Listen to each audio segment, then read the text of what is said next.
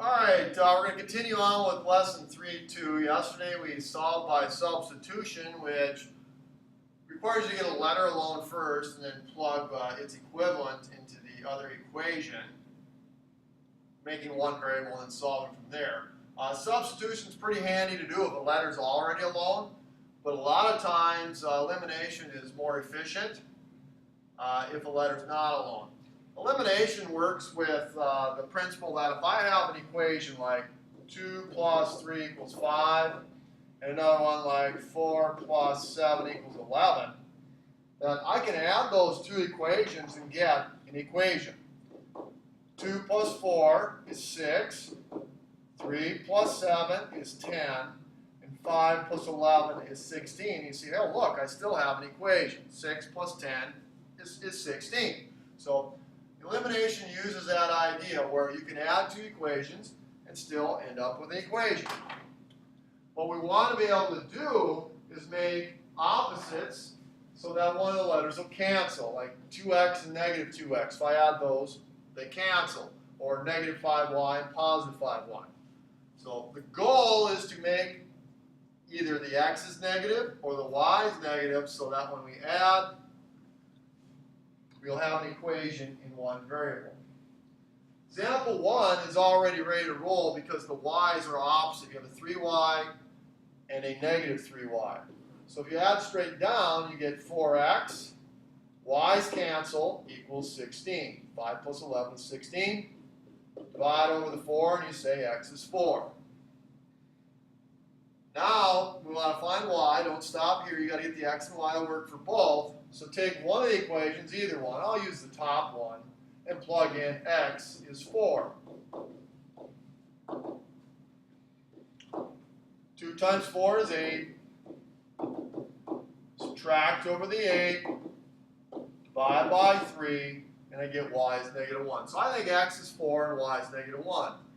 Now, it only requires one more step here to ensure that I have the right answer. And that step is to take the equation that I didn't use, that I didn't plug in my x into, and plug in my 4, negative 1. So I'd have 2 times 4, because there's a 2x, minus 3 times negative 1, because there's a minus 3y. And I want that to equal 11. That would turn into 8 plus 3, which is in fact 11. So I am very confident of my answers. X is 4, y is negative 1.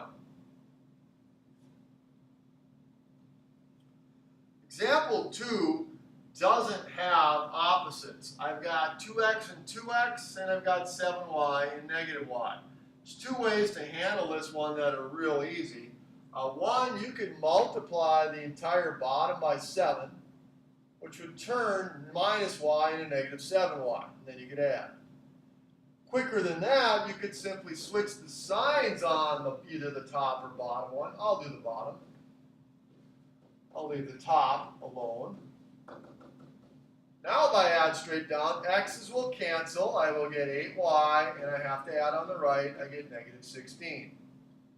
Divide over the 8, and I get y is negative 2. Now I need to plug that y into one of the original equations. I'm going to use an original in case I made a mistake somewhere.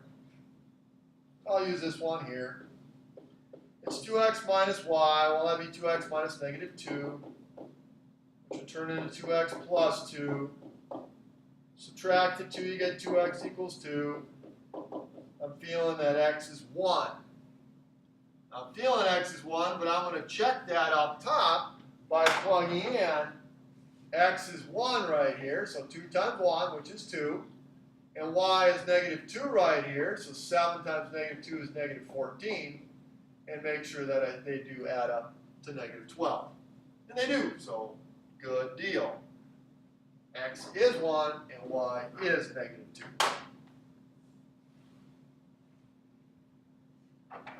Okay, this one down here. Hopefully you're looking at that and saying, boy, if I double the bottom, I'll have a 6y and then a negative 6y on top. I could add straight down to y as a cancel. That will work. Otherwise, I do want to show you that sometimes you might want to multiply both equations. In this case, let's pretend I'm going to let's choose multiplying both equations. Let's say I want to make the x's opposite. So I've got 5x and 8x. I want to know what do they both go into so that I can make them opposite. 5 and 8 both go into 40. So I can take the top times 8. That'd give me 40x minus 48y equals 256. And then I need the bottom to be negative 40x if I want it to cancel. So I'm going to multiply the bottom by negative 5. That would give me negative 40x, negative 15y, and negative 130. Now if I add straight down, the x's cancel, and I get negative 63y equals 126, so y equals negative 2. Worked out nice.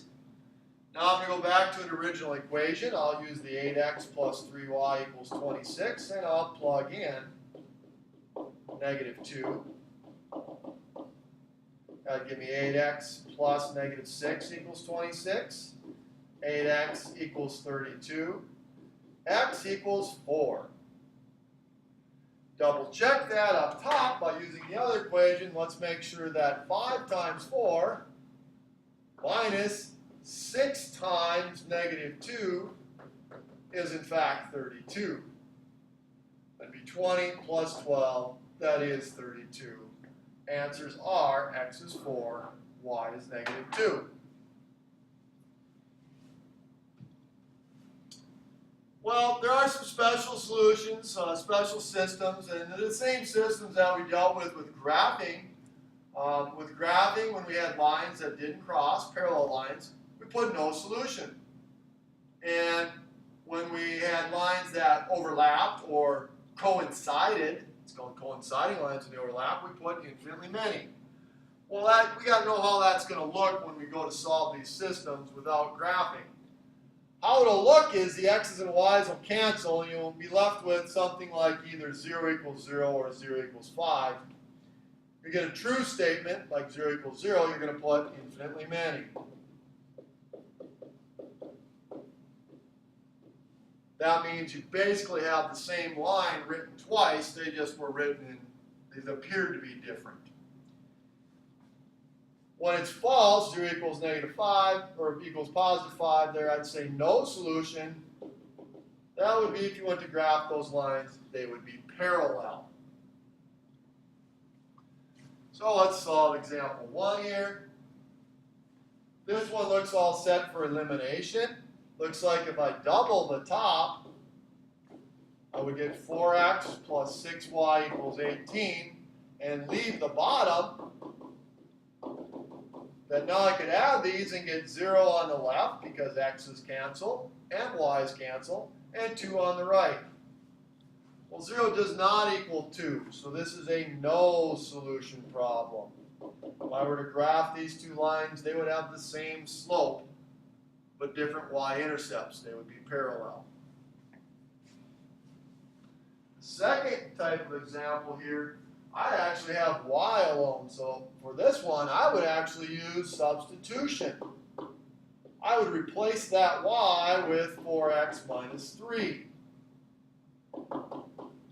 So I've got 20x minus 5 times whatever y equals, and that's what I have here, 5 times 4x minus 3, and it has to equal 15.